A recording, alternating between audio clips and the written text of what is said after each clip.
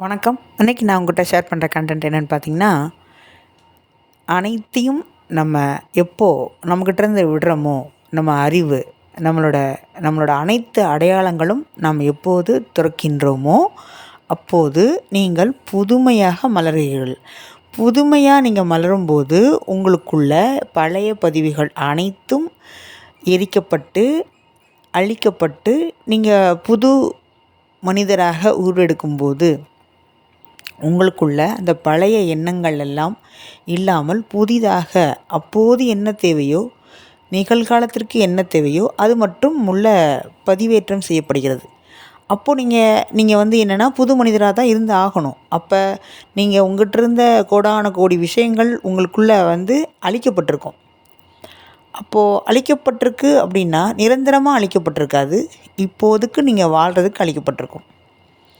நிரந்தரமாக அழிக்கிறதுக்கும் ஒரு முறை இருக்குது. தற்காலிகமாக அழிக்கிறோம் அப்படிங்கிறதுக்கு சில வழிமுறைகள் இருக்குது. விடுதலை அடைஞ்சு முக்தி மோட்சம் போய் அனைத்து மாணவங்க முற்றுமே அழிச்சிடுறாங்க. அதில் கூட நீங்கள் அந்த ஜீவகாந்த அணுவை நீங்கள் உங்களுக்குள்ளே முழுமையாக எரிக்காமல் இருந்தீங்கன்னா திரும்ப திரும்ப பிறப்பு அப்படிங்கிற ஒரு சூழ்நிலைக்குள்ளேயும் இறப்பு உள்ள ஒரு சூழ்நிலைக்குள்ளேயும் நம்ம மாட்டிக்கிறோங்கிறது உண்மை.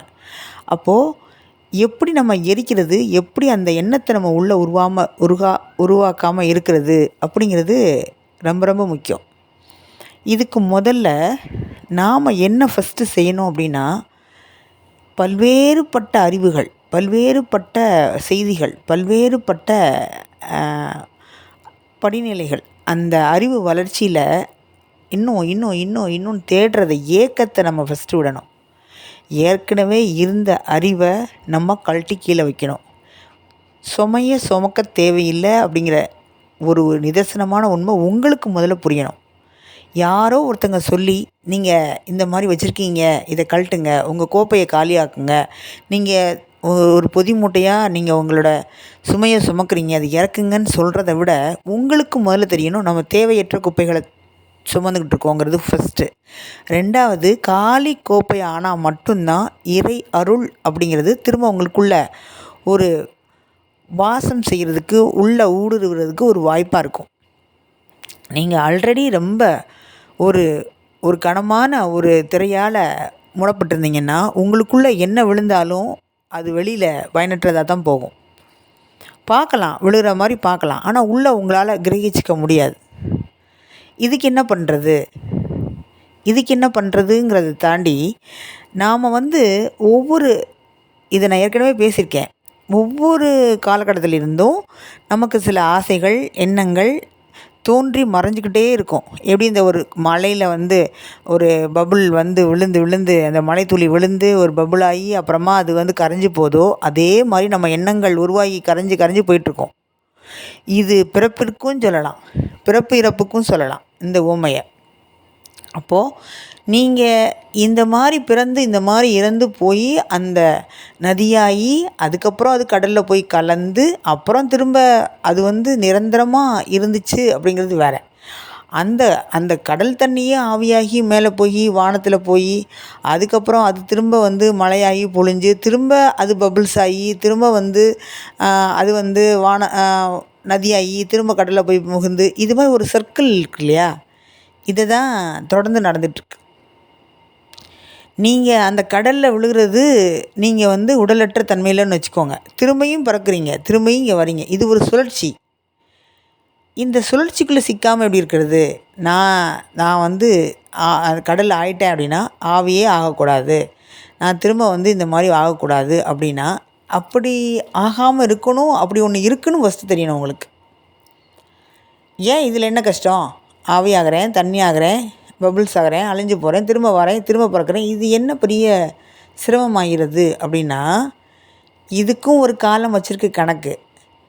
நீங்கள் தேர்வு எழுதி முடித்ததுக்கப்புறம் 3 வருடம் உங்கள் கல்லூரியில் இருக்கும்போது, இல்லை எனக்கு கொஞ்சம் படிக்க பிடிச்சிருக்கு, இந்த கல்லூரி பிடிச்சிருக்கு, இந்த ஆசிரியர் பிடிச்சிருக்கு, இந்த பாடம் பிடிச்சிருக்கு, இந்த வகுப்பறை பிடிச்சிருக்கு, நான் இங்கே இருந்துக்கிறேன் அப்படின்னு சொன்னால், எவ்வாறு அனுமதி இல்லையோ அது மாதிரி இங்கே உங்கள் அனுபவங்கள், கர்மங்கள், கர்மேந்திரியங்கள் இதெல்லாம் முடிஞ்ச உடனே இங்கே இருக்கிறதுக்கு உங்களுக்கு அனுமதி கிடையாது.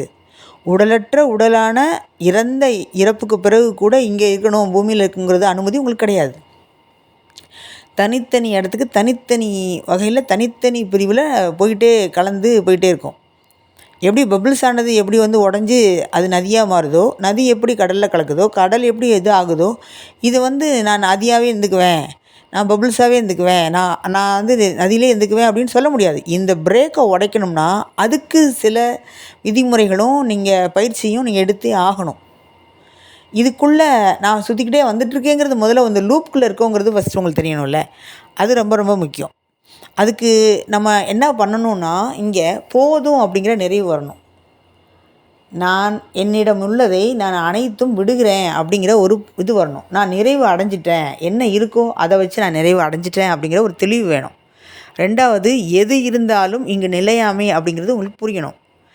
எவ்வளோ பெரிய லட்சோப லட்ச கோடிகள் நம்மக்கிட்ட பணம் இருந்தாலும் நம்ம எடுத்து செல்ல முடியாது. இந்த இந்த இந்த பூமியே என்னோட கையில் நான் வச்சுருந்தாலும் இந்த இந்த இந்த பூமியிலேருந்து இதை நான் அதை எடுத்துகிட்டு போக முடியாதுங்கிற நிதர்சனமான உண்மை தெரிஞ்சால் கூட அதே தவிர செய்கிறதுக்கு என்ன காரணம்னா நம்ம மனம்ங்கிற மாயை, அது இல்லூஷன். அந்த உணர்வை நீங்கள் எடுத்துக்கிட்டிங்களா, ஆனந்தமாக எடுத்துக்கிட்டிங்கன்னா போய்கிட்டே இருங்க, அவ்வளோதான்.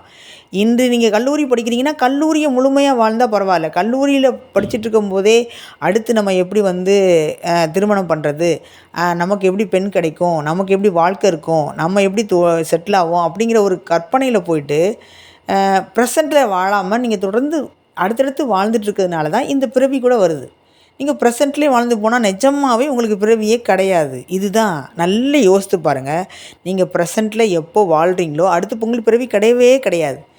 என்னது அப்போ பிறக்கவும் இல்லைங்கிறீங்க, இறக்கவும் இல்லைங்கிறீங்க, அப்போ பிறவி கிடையாதுன்றீங்க. எந்த வகையிலனா அந்த சைக்கிளை உடைக்கிறோன்னு சொல்ல வரேன், அவ்வளோதான்.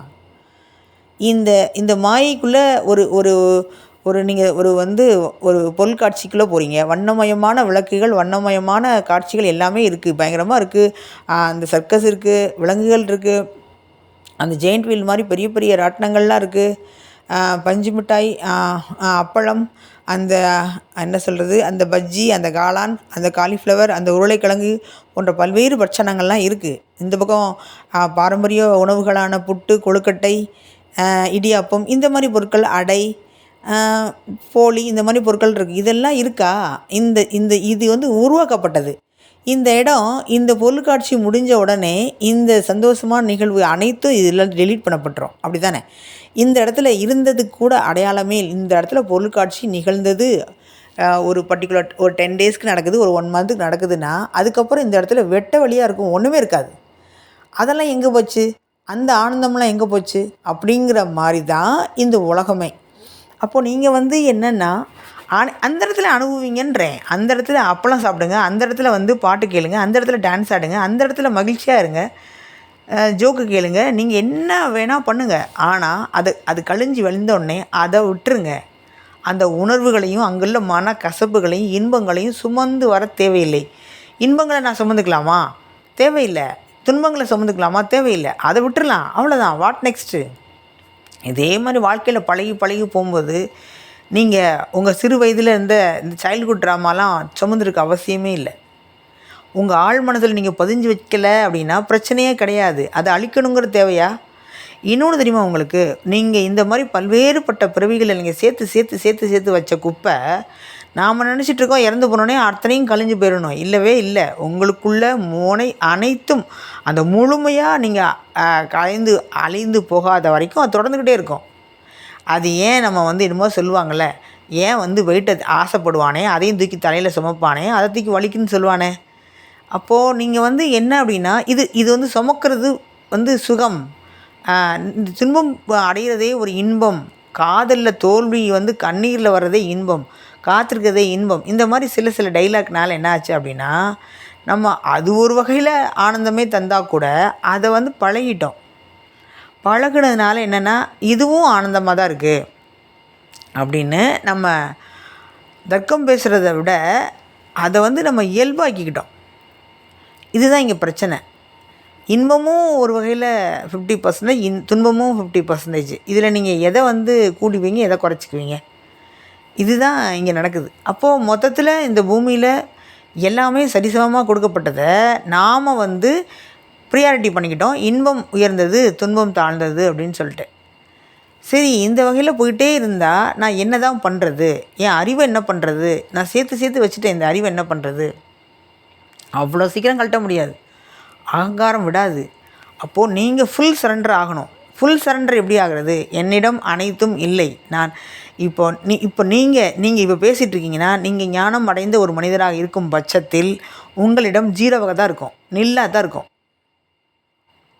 இன்றைக்கி வாழ்னீங்கன்னா இன்றைக்கி வாழ்கிறீங்க. இப்போ பேசிட்டு கேட்பீங்களா? அதுக்கடுத்து அடுத்து என்னவோ அதுக்கு போயிடுவீங்க. அந்த இடத்துல நிற்பீங்க. அங்கே முழுமையாக தான் நிற்பீங்க. இந்த உலகத்திலேயே உயர்ந்தது தாழ்ந்தது அப்படின்னு எடுத்தது ஒன்றுமே கிடையாது. சரி, இப்போ நான் பேசிகிட்டு இருக்கேன், எனக்கு யார் உயர்ந்தவங்க அப்படின்னு கேட்டால் இந்த ஃபோனும் நானும் தான் இப்போது கம்யூனிகேஷனில் இருக்கோம். இந்த ஃபோனில் நான் பேசுகிறேன், இதோடு நான் இருக்கேன். இப்போதைக்கு எனக்கு உயர்ந்தது இந்த ஃபோன் தான். அதே மாதிரி கேட்டுட்ருந்த நீங்கள், உங்களுக்கு இந்த ஃபோன் கிடையாது, நீங்கள் இந்த குரல் மூலம் எனக்கு இங்கே சர்வீஸ் செய்யப்படுறதுக்கு ஒரு வாய்ப்பு கொடுக்கப்பட்டிருக்கு, அவ்வளோதான். என்னை கருவியாக்குறதுக்கு இந்த கட்டமைக்கப்பட்டிருக்கு, அவ்வளோதான். என் மூலம் இதை வந்து என்னென்னா, சில டைமில் உளர வைக்கிறாங்க, சில டைமில் வந்து அதி உன்னதமான ரகசியத்தங்களை சொல்ல வைக்கிறாங்க, சில டைமில் பார்த்திங்கன்னா என்ன பேசுகிறோம், இது எதுக்கு பேசணும் அப்படின்னு தெரியாமல் பேச வைக்கிறாங்க. அப்போது இதில் என்ன சூட்சமாக கொண்டு வராங்க அப்படின்னா, இதை யார் தொடர்ந்து வராங்களோ, எந்த சூழ்நிலையிலையும் இதை பின்பற்றி வராங்களோ அவங்களுக்கு இறுதியாக ஒரு கிஃப்ட் கொடுக்கப்படுது. அந்த கிஃப்ட்டு வந்து அவங்க வாழ்நாளிலே யுகம் யுகமாக தேடிட்டு வந்த ஒரு பொருளாக இருக்குது.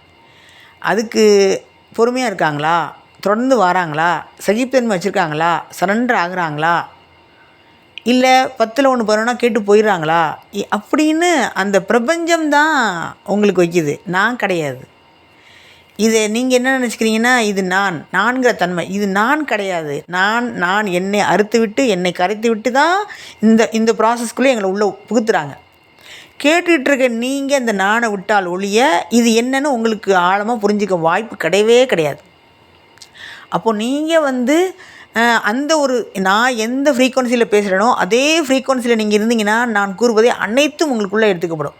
ஏங்க நீங்கள் சொல்கிறத நாங்கள் ஏற்றுக்கணும்னு ஏதாவது கட்டாயம் அப்படின்னு இருக்கானா? இல்லை. ஆனால் இதுதான் விதினா, இதுதான் எழுதப்பட்டிருக்கு அப்படின்னா யாராலையும் மாற்ற முடியாது. ஒரே ஒரு செய்தி நீங்கள் உங்கள் வாழ்நாளில் ஃபுல்லாக வலியாக இருந்ததுன்னா இந்த ஒரு வார்த்தை உங்களுக்கு அந்த வலியை நீக்கிடுச்சுன்னா இது பெருசு தானே. நீங்கள் வாழ்நாள் ஃபுல்லாக ஒரு மருந்து சாப்பிட்டுருக்கீங்க, நான் சொல்கிற ஒரு சின்ன மருந்துனால், ஒரு சின்ன வார்த்தையினால் அந்த காயம் உங்கள் நோய் தீர்க்கப்படுதுன்னா இது பெருசு தானே. அவ்வளோதான். இதில் எப்போ கிடைக்கும், எப்படி கிடைக்கும்னு தான் சொல்ல முடியல.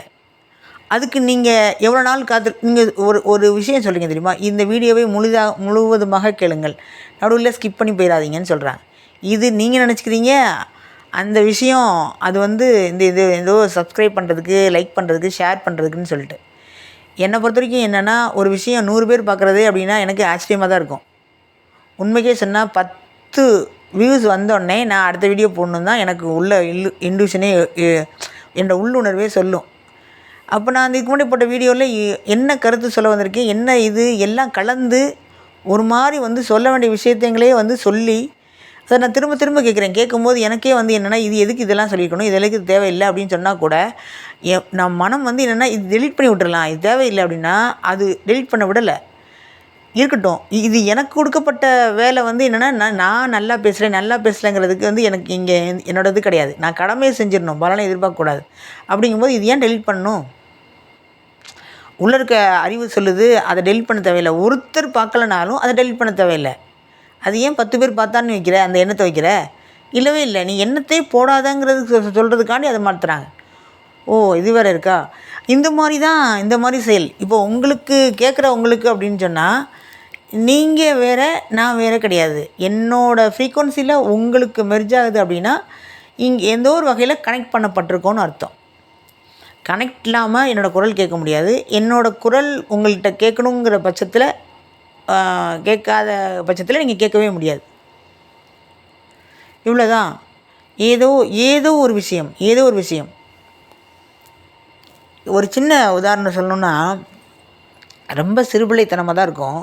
இந்த கல்யாணமான பெண்கள் அப்படின்னா, இந்த மாங்கல்ய சரடை வந்து அந்த அந்த மஞ்சள் கயிறை வந்து என்ன பண்ணுவாங்கன்னா, அ எ இந்த தாலியில அந்த காசு இதெல்லாம் கோர்த்து அப்படியே போட்டுருவாங்க. பின்னாடி கட்டிருவாங்க இல்லைங்களா? இதை நான் ரொம்ப நாள் வந்து கட்டிக்கிட்டே இருக்கேன். எனக்கு மாமா பொண்ணு வந்து இந்த மாதிரி ஒரு காழையா நோன்பு டைமில் மாற்ற வேண்டிய சுச்சுவேஷனில் அந்த பொண்ணு இருக்குது. அவள் வந்து மம்மி மாற்றலாம் அப்படின்னு சொல்லிட்டு மாற்றுறா. மாற்றிட்டு இருக்கும்போது என்னென்னா, நான் இப்படி தான் கட்டணும்னு சொல்லி கட்டிக்கிட்டு இருக்கேன். அவள் சொல்கிறா, இல்லை இப்படி கட்டக்கூடாது, இந்த பாருங்கள் இதை வந்து அந்த கட்டுற 2 முடிச்சு கட்டுற பகுதியை வந்து கீழே வச்சுட்டு அந்த ரவுண்டான பகுதியை கழுத்து பக்கம் வச்சு கட்டிட்டாங்க. இப்போது அந்த 2 முடிச்சு கட்டினது அந்த மிச்சம் குசுரானது அந்த செயின் வந்து அந்த ஒரு முடிச்சிருக்கிறது கழுத்து பகுதியில் வரவே வராது. 2வது கழுத்தை அழுத்தாது. இந்த செயலை அவங்க செய்யும்போது பரம ஆனந்தமாக இருந்துச்சு. எவ்வளோ பெரிய டெக்னாலஜி, எவ்வளோ பெரிய விஷயங்கள். அப்போது வந்து என்ன கேட்டிங்கன்னா, சாதாரண சிறு விஷயம்தான். அதை நான் ஒவ்வொரு டைமும் அதை நான் வந்து அந்த குளியல் நிகழும்போது அதை பார்க்கும்போதெல்லாம் எவ்வளோ பிரம்மாண்டமாக ஒரு யோசனைன்னு தோணுது. உங்களுக்கு இது ஒரு விஷயமாகவே தெரியாது. ஆனால் எனக்கு பெரிய ஒரு விஷயமாக தெரிஞ்சிச்சு. அதே மாதிரி தான் நான் சொல்கிற ஏதாவது விஷயங்கள் உங்களுக்கு ஏதாவது ஒரு பெரிய ஒரு வழியவோ சரி பண்ணலாம். உங்கள் ஆன்மாவை ஒரு என்ன சொல்கிறது, ஒரு லயப்படுத்தலாம். உங்கள் இதயத்திலேருந்து ஒரு வழியை எடுக்கலாம். உங்களுக்கு ஆறுதல் தரும் விதத்தில் ஏதாவது நடக்கலாம். என் வழியாக இந்த பிரபஞ்சம் பேசுகிறது. பிரபஞ்ச குரல், பிரபஞ்சத்தின் குரல் அதான் இது.